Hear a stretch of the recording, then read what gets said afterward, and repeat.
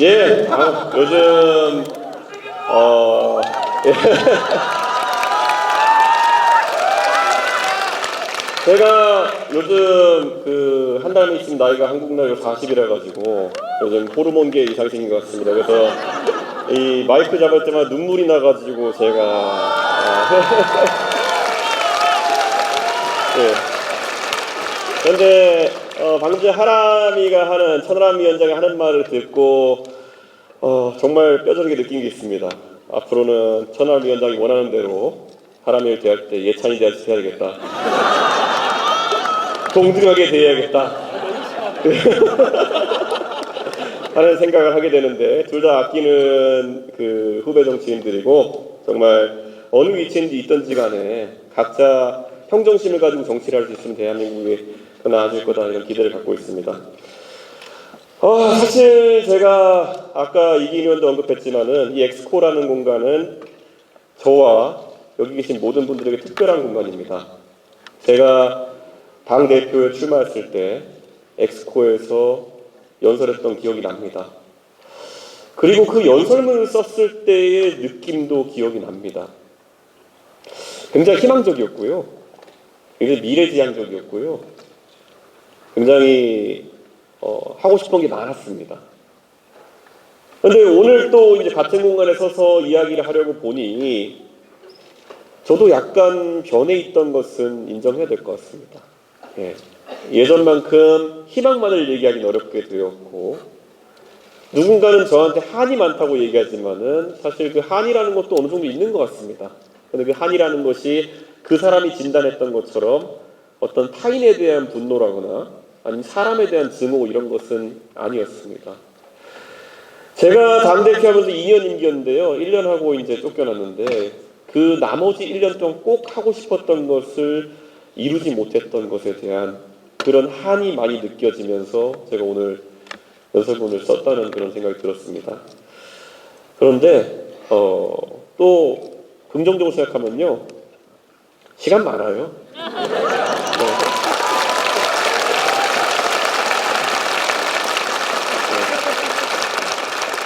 그리고 아무리 우리를 방해하려고 든다 하더라도 저희는 악당들을 무찌르고 더 강해서서 돌아올 겁니다. 그렇지 않습니까, 여러분?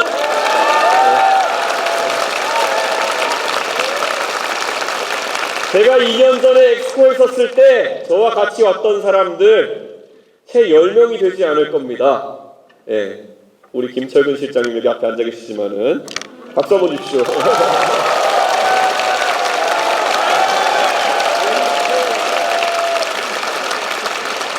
우리 또 지금 어디선가 실무를 보고 있을 박유와 박종헌, 그리고 또 오늘 이제 홍준현 의원 보니까 그때 생각도 나긴 하네요. 박수 한번 부탁드리겠습니다.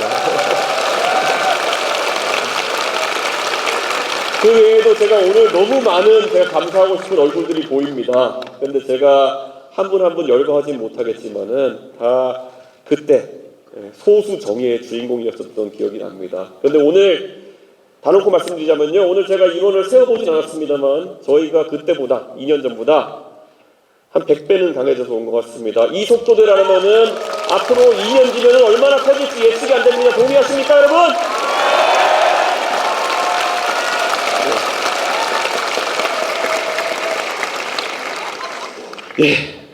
오늘 무슨 말을 할까 고민했었는데요.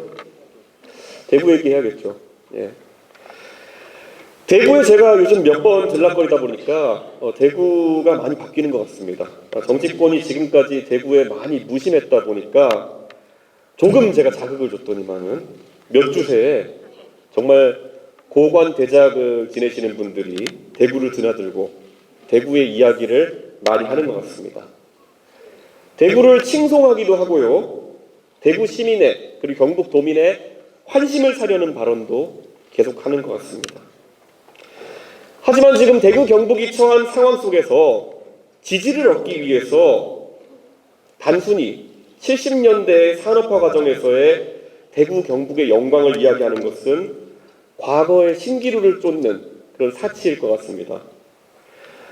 어두워져가는 대구의 미래를 보면서 어느 전몰자 가족에게는 상처일 수밖에 없는 한국 전쟁까지 되짚어가지고 대구를 찬양하기에는 저는 마음이 좀 아려옵니다. 잘 생각해보면 뭔가 좀 이상하지 않습니까? 대구에 대해서 뭔가 칭찬하기 위해서는 1970년대까지 더듬어 간다는 얘기입니다. 산업화 이야기가 되고 1950년에 한국전쟁까지 언급하지 않으면 안 된다는 겁니다. 역설적으로 이 말은 대구가 그 뒤로는 계속 끝없는 쇠퇴를 경험해가고 있기 때문에 그렇다고 생각합니다. 오늘 저는 이 자리에서 대구의 멀찍이 오래전의 과거를 칭송하지 않겠습니다. 대구 시민의 위대함을 언급하지도 않겠습니다. 오히려 싸가지 없게 대구의 현재 그리고 미래의 위기를 이야기하고 대한민국의 위기를 이야기하겠습니다. 괜찮겠습니까, 여러분? 제가 오늘 만약 대구의 위기를 직설적으로 이야기하면 그게 과연 막말일까요? 아닙니다. 다만 쓰기 쓴 쓴말, 그걸 고언이라고 할 겁니다. 유튜브를 보니까요, 경영에 어려움을 겪는 음식점 하시는 분들한테 모멸적인 표현까지 써가면서 위생 상태를 지적하고 메뉴 구성이 잘못되었다고 호통치고 고객을 대하는 자세가 잘못되었다고 눈물 쏙 빠지게 훈계하는 그런 콘텐츠가 유튜브에서 수백만 조회수를 기록하는 것을 보면은 대구의 위기에 대한 직설적인 논의도 오히려 젊은 세대는 갈망하고 있을지 모르겠다. 그런 생각을 합니다. 오히려 진영을 가리지 않고 문재인 대통령부터 윤석열 대통령까지 대구에 오면 서문시장이나 칠성시장 가서 손 한번 흔들고 가면 된다고 생각하는 그런 정치인들, 그들이 그만큼 대구를 얕보는 게 아닌가, 저는 그렇게 생각합니다. 제가 2년 전에 전당대회에서 이 엑스코에서 보수 정당을 바꾸고 대선 승리를 해내겠다는 포부를 밝혔을 때 대구 시민은 저에게 정말 압도적인 지지를 몰아주셨습니다. 저는 관성에 따라 가지고 과거를 찬양하고 박정희 공항을 만들겠다던 상대 후보와 다르게 정말 싸가지 없게 저는 탄핵의 강을 얹자고 했고, 저는 그분들이 약속했던 대선 승리를 만들어냈습니다.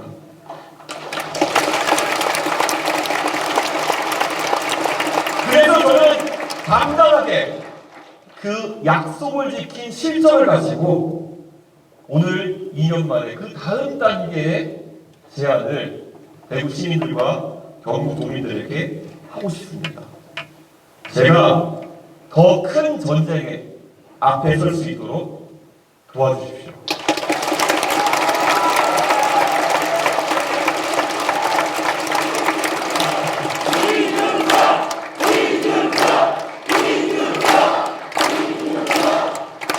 누군가 하나만한 대구 상가 대신 오늘부터 대구의 정치를 미래로 좀 시각을 옮겨왔으면 좋겠습니다. 누군가가 내년에도 박근혜 대통령 어떻게 모실까? 아니면 정권을 그래도 무작정 밀어줘야 되는 거 아니냐? 라고 이야기한다면 초점을 꼭 다시 미래로 돌려가지고 바로잡고 싶습니다.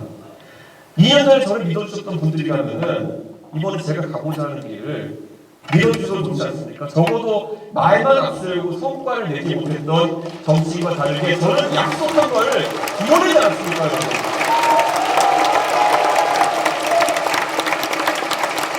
여러분이 도와주신다면 저는 이번에도 대구와 경북을 미래로 이끌어낼 자신이 있습니다.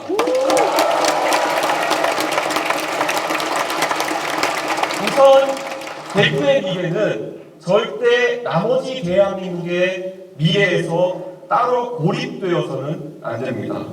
제가 방송에서 몇 번 얘기했지만 여론조사 관련 기사를 볼 때마다 요즘 매번 등장하는 문구가 있다면 TK를 제외한 전 지역에서는 어떻다라는 표현이 많이 등장합니다. 그리고 최근 들어서 가장 마음 아팠던 것이 경기도 일부 지역에서만 긍정 여론이 높아야 할 메가서울 이슈가 왜 정작 경기도가 아닌 TK 지역에서만 긍정 여론이 더 높게 나오는 것일까요? 내일을 준비하는 대한민국의 고민과 대구가 항상 함께 가야 됩니다. 괜히 되면 안 됩니다. 그렇지 않습니까, 여러분?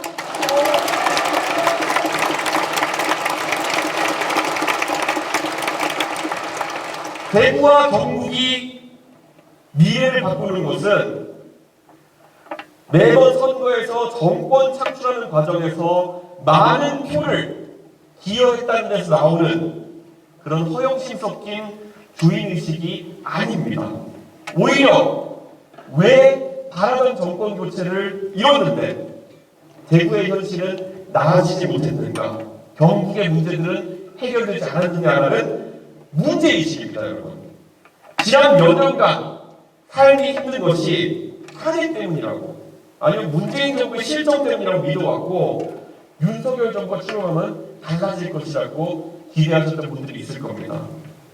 그런데 정부 출범 이후에 1년 반이 지났는데 오히려 삶이 고달퍼졌다고 한다면 이제는 문제의식을 모두 느껴야 합니다. 그렇지 않습니까, 여러분? 저는 오늘 이 자리에서 대구가 경북이 보수의 본산이기 때문에 어느 누구도 입 밖에 꺼내지 못했던 그런 이야기들을 한번 꺼내보고 싶습니다. 이제는 우리가 외교도 한 번쯤은 비판적인 시각으로 봤으면 합니다. 한미 동맹을 강화하고 주변국과의 외교를 정상화하는 것은 중요합니다. 하지만 그 자체가 절대적인 목표가 아니라 수단이 되어야 되는 것입니다. 우리 국민들을 더 잘 살게 하기 위한, 기업들이 더 잘 되게 하기 위한 수단이 되어야 되는 것이죠.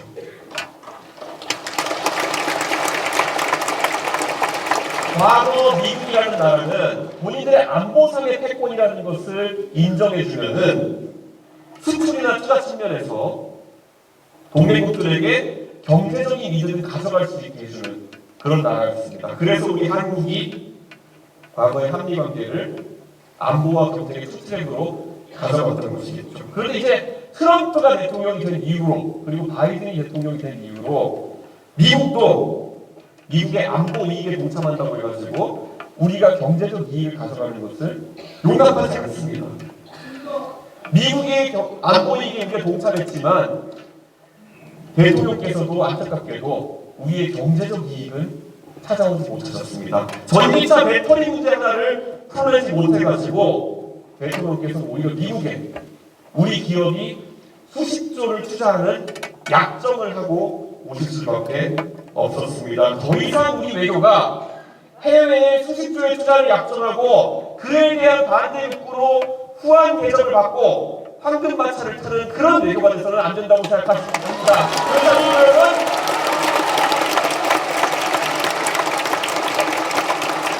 그런 외교는 한계가 명확합니다. 해외에 약속한 수십조의 투자라는 것이 사실은 구미의 LCD 공장이 빠져나간 자리에 배터리 산업으로 재투자되었어야 하는 돈일지도 모릅니다.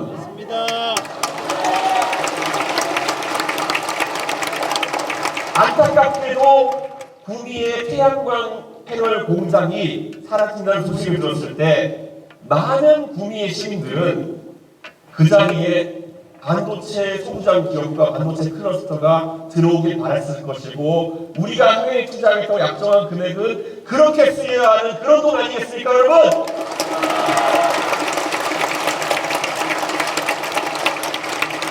구미의 산업단지가 쇠퇴하고 대기업이 생산기지를 꾸준히 해외로 이전할 때 수십조 원의 해외 투자 약속하고 좋은 만찬을 대접받는 일이 반복되는 것이 대구 경북의 이해와 다른 방향이라는 것을 우리는 이제 입 밖으로 내야 합니다. 그게 바로 대구 경북의 새로운 정치 아니겠습니까, 여러분?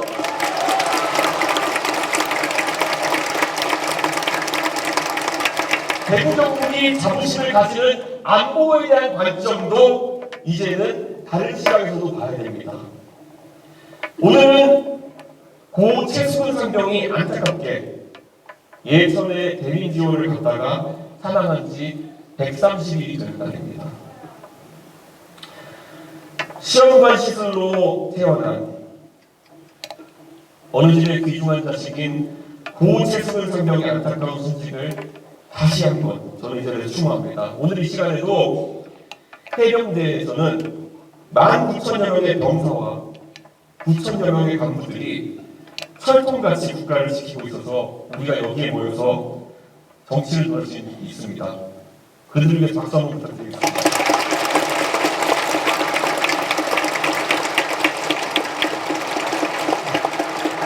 제가 얼마 전에 어느 집에 초대되어서 해병대에서 아들이 복무 중인 어느 부부와 식사를 같이 할 기회가 있었습니다. 그들은 최수근 상병의 일을 보면서 걱정이 많았습니다. 이분 가족은 이명박 정부에서 청와대 행정관을 지냈던 가족이기 때문에 현 정부에 대한 막연한 우려나 반감을 가진 분들이 아닙니다. 하지만 이분들이 가진 해병대 공부하는 자식에 대한 걱정이라고 하는 것은 윤석열 정부에서 꼭 해결해야 되는 최우선 과제입니다. 국가를 튼튼하게 하는 것은 사랑하는 아들을 해병대에 보내는 부모가 안전에 대한 걱정을 하지 않고 나날이 성숙해가는 아들의 늠름한 팔강모 쓴 모습에서 자랑스러워할 수 있는 그게 바로 우리 국가 안보를 튼튼하게 하는 것 아니겠습니까, 여러분?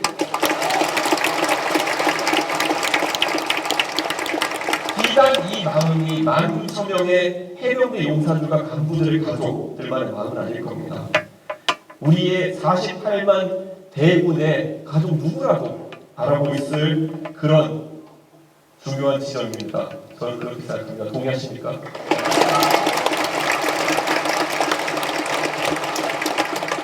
윤석열 정부에서 아무리 입으로 전쟁을 불사하겠다는 기세로 전쟁 준비를 언급한다고 해서 그것이 강한 안보를 상징하는 것은 아닐 것이라고 생각합니다.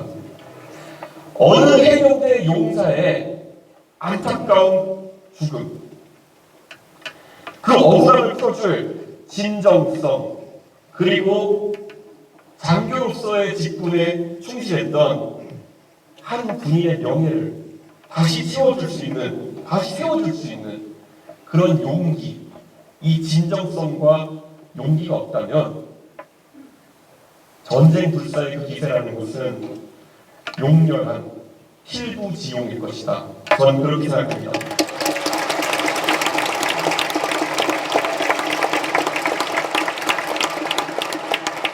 저는 박정훈 대령이 해병대 비전투력과 장교로서 얼마나 더 근무할 시간이 남아있을지는 모르겠습니다. 그리고 그분의 이야기를 정치에 깊게 끌어들이고 싶지 않습니다. 혹시 여기 포항에 오신 분 계십니까? 네.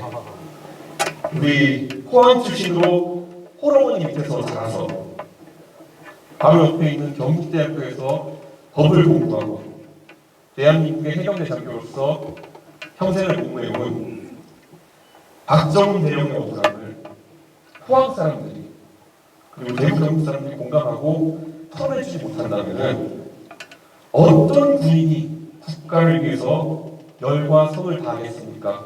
지켜줘야 되지 않겠습니까, 여러분?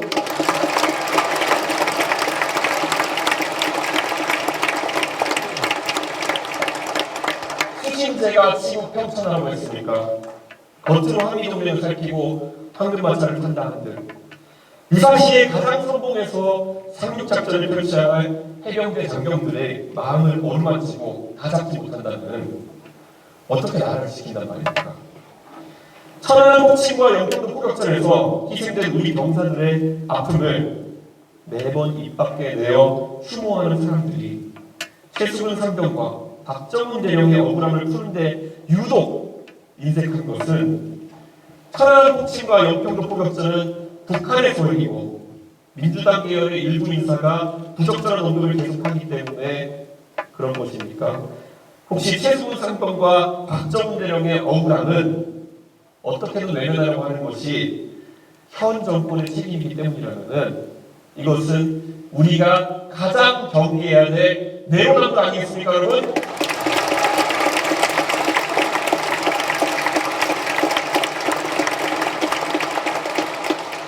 대구의 교육을 얘기해보고 싶습니다. 대구가 교육도시 소리를 들어온 지는 오래됐습니다. 하지만 지금 과거의 영광보다는 지금 대구의 교육도시로서의 자부심은 수성구 정도의 교육열 외에는 내세울 곳이 없는 상태가 지속되고 있습니다. 저는 2013년부터 3년에 걸쳐서 대구와 대구의 서구 그리고 동구에서 교육봉사단체를 운영했던 적이 있습니다. 사교육의 힘을 얻어서 강화되는 수성구 학군을 넘어서 정치가 고민해야 될 지점은 대구와 경북의 보편적인 교육의 질 저하 아니겠습니까? 제가 대구 서구에서 경험했던 교육 환경은 많이 열악했습니다.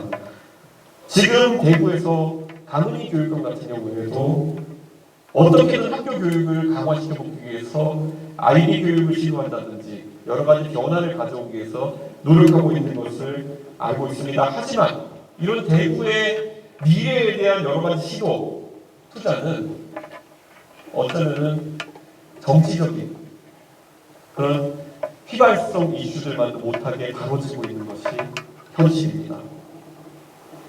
달빛고속철도 예산은 여야 국회의원들의 야합 속에서 수조원 진행되고 있지만은 대구 경북과학기술원 디지스트의 예산은 7% 가까이 감액되었습니다.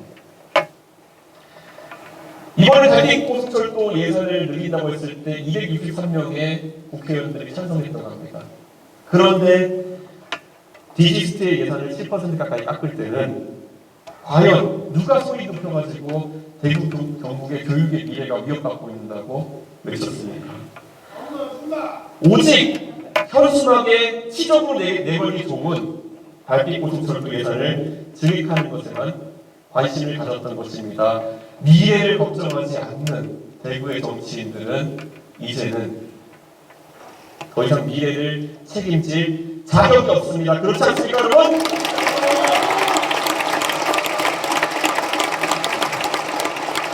앞으로 저는 대구 지역에, 경북 지역에 고등교육에 있어서도 많은 변화가 필요하다고 생각합니다. 국립대학교 간의 교류도 더 활성화시켜야 되고요. 대한민국의 국립대학교 학생들은 자신의 학교가 아닌 다른 국립대학교에 가서 단순한 학점 교류가 아닌 1년 이상씩은 의무로 다니는 방향으로 제도를 개선했으면 좋겠습니다. 대구에 있는 우수한 교육기관들 예전에 잘 아실 겁니다. 삼성전자가 세계를 향해 뻗어갈 때 경북대학교 전자공학과가 얼마나 큰 공을 세웠는지 다들 알고 계실 것이고 그것이 대구 경북의 자존심이었습니다. 그런데 더 이상 학생들은 그 길을 따라가기를 거부하고 어떻게든 서울에 유학을 가려고 하고 실제로 떠나고 있습니다. 대구를. 저는 이런 고등교육의 위기에 대해서도 정치권이 많은 관심을 가져야 된다. 이렇게 생각합니다. 그래야지만이 지방이 살아날 수 있습니다. 이런 일을 하기 위해서는 생각보다 많은 정치적인 토론과 대화가 필요합니다. 10년 뒤에는 통계에 따르면 수능 시험을 본 학생의 절반 가까이가 학령인구가 줄어서 절반 가까이가 서울에 있는 대학에 갈 수 있다고 합니다. 그러면 저희가 지금부터 진지하게 전국에 있는 대학들의 정원 감축을 시작하지 않으면은 대구에 있는 대학교에 오는 학생들은 대한민국의 절반에 미치지 못하는 그런 학벌을 가지게 되는 그런 상황이 오게 됩니다. 여기에 대해 가지고 대책을 빨리 세워야 합니다, 여러분. 이런 문제가 왜 정치권에서 거론되지 않는 줄 아십니까? 왜냐하면 표 떨어지는 얘기니까 그렇습니다. 여기 계신 분들 제만의 고개를 끄덕이다가도 내 딸, 아들, 내 손자, 손녀는 서울에 있는 좋은 대학 갔으면 좋겠다라는 생각을 하고 계실 수 있습니다. 하지만 대구 경북의 미래를 걱정하는 분들이라면은 대구 경북의 연구와 발전과 창업과 경제를 이끌 수 있는 기반은 대구의 고등교육기관에서 나온다는 것을 아셔야 되고, 그렇다면 이 고등교육기관들이 다시 과거의 영광을 찾을 수 있도록 전국적으로 정원 축소가 필요하다는 말을 저희가 다 같이 해야 되는 겁니다. 이런 표 떨어지는 소리 지금까지 대구에서 아무도 안 해왔기 때문에 대구는 끝없는 추락을 거듭하고 있는 겁니다. 이제는 이런 얘기 막말이 아닙니다. 쓴소리입니다. 누군가는 대구에서 해야 되지 않겠습니까, 여러분?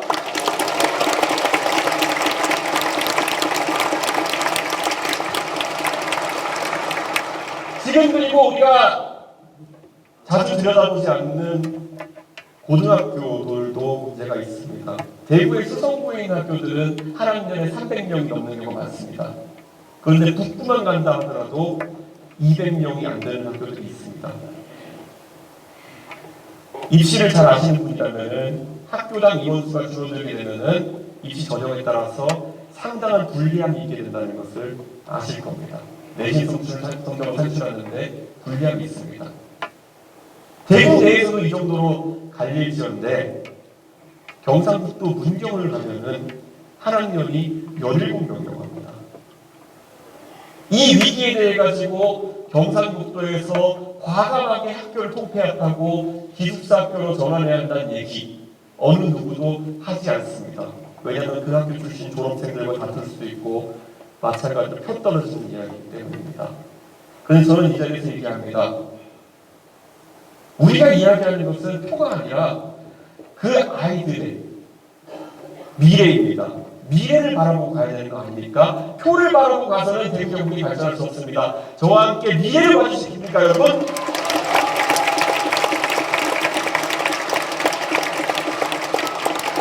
우리가 이런 여러 가지 대구 경북의 당면한 문제들을 풀기 위해서 새로운 길을 가야 된다고 했을 때 많은 분들이 저에게 이렇게 이야기합니다. 대를 위해 그래도 소가 희생해 주는 게 어떻겠냐라는 이야기를 합니다. 왜 대구에 직면한 경북에 닥친 이런 문제들이 소가 되어야 되는 겁니까? 정권을 지키고 정권을 옹호하는 것이 대가 되어야 되고 만약에 대구 경북에 이런 닥친 문제를 해결하는 것이 소라면 저는 그건 잘못된 인식이라고 생각합니다. 우리가 그 소라고 표현하는 것은 대구 경북의 미래이고 여러분의 친구들 그리고 아들, 딸, 손녀, 손자들의 미래입니다. 저는 이렇게 말하겠습니다. 이런 중차대한 문제를 꺼낼 때마다 새로운 일을 할 때마다 모든 논의를 거부하기 위해서 젊은 사람들의 입을 막기 위해서 대를 위해 소를 희생하라는 말을 누군가 한다면 되묻고 싶습니다. 과연 당신들께서는 대와 소 중에 어떤 것들을 선택해 왔습니까? 박정훈 대령이 최수근 상병의 억울함을 풀어내는 것과 해병대 지휘부가 알량한 자기 자리를 지키려고 버티는 것 중에 어느 것이 대이고 어느 것이 소입니까? 저는 박정훈 대령의 억울함을 푸는 것이 대라고 생각합니다. 동의하지 않습니까?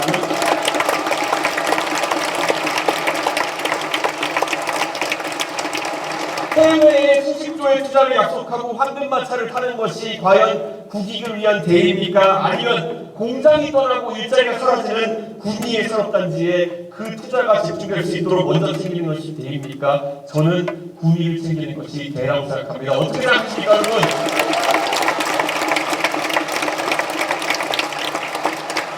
이태원에서 믿을 수 없는 사고로 가족을 잃은 사람들이 그런 일이 다시 반복되지 않기를 바라면서 자리를 비워놓고 대통령이 오시길 기다리는 모습이 큰 모습입니까? 아니면 그들의 정치적인 의도를 의심하면서 교회를 대관해가지고 그들만의 예배를 따로 드리는 모습이 큰 정치입니까? 저는 이렇게 대한민국 정치가 가서 안 된다고 생각합니다. 어떻게 생각하십니까, 여러분?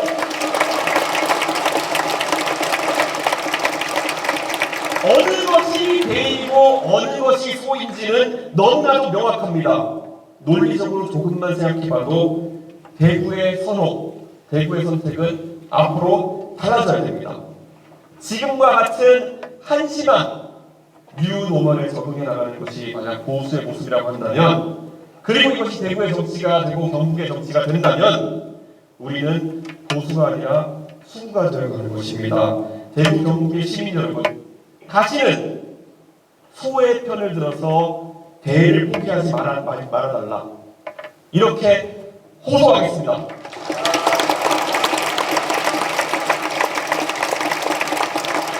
그리는 대구와 경북의 미래를 아이들이 지켜보고 있습니다. 대구와 경북의 아이들이 지금 배우고 있는 개정 7차 교육과정은 이렇게 되어 있습니다.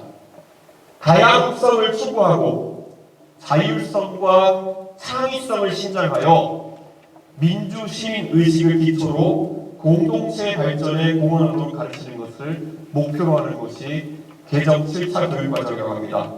그렇다면 학교에서 배운 자유와 창의, 다양성과 TV를 틀면 나오는 대세수적이고 권력에 대해 굴종적이며 복지부동하는 것을 미덕으로 여기는 대구 정치권의 문화 중에서 어느 것이 옳은 것이라고 아이들에게 가르쳐야겠습니까? 저는 아이들이 학교에서 배우는 것과 다르게 흘러가는 대구 정치권, 이제는 싹 바뀌어야 된다고 생각합니다. 어떻게 생각하십니까, 여러분?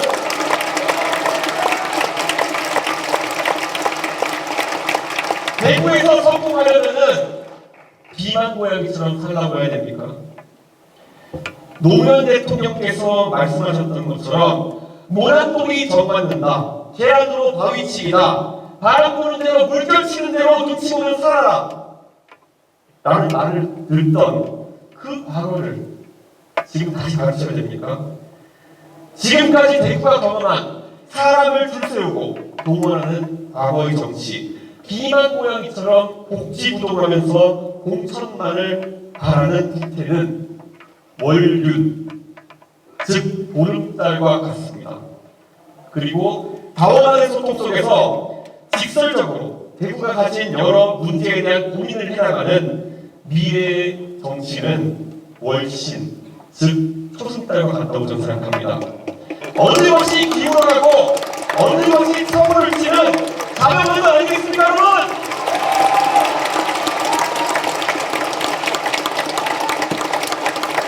저는 앞으로도 막연하게 대구를 칭송하고 경상북도를 찬양하면서 대구 경북의 미래를 이야기하지 않겠습니다.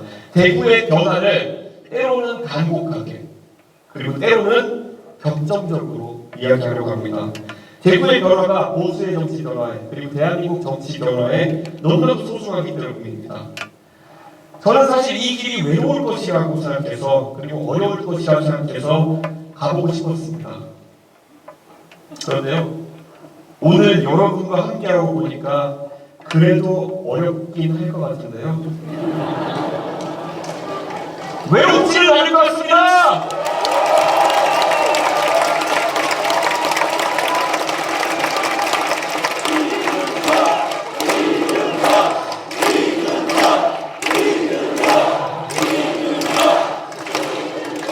여기 계신 분들 모두 같이 한번 대구를 그리고 경북을 대한민국을 바꾸는 큰 도전을 같이 해봤으면 좋겠습니다. 우리가 바라는 새로운 형태의 정치가 아까는 초승달에서 차오른다고 말했지만은 우리의 정치가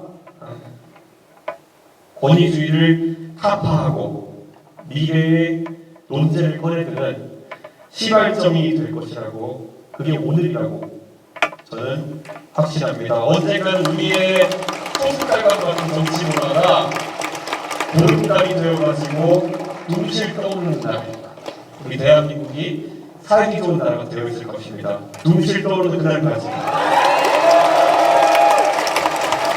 오늘 다시 한번 이 자리에 모두 와주셔서 정말 감사합니다.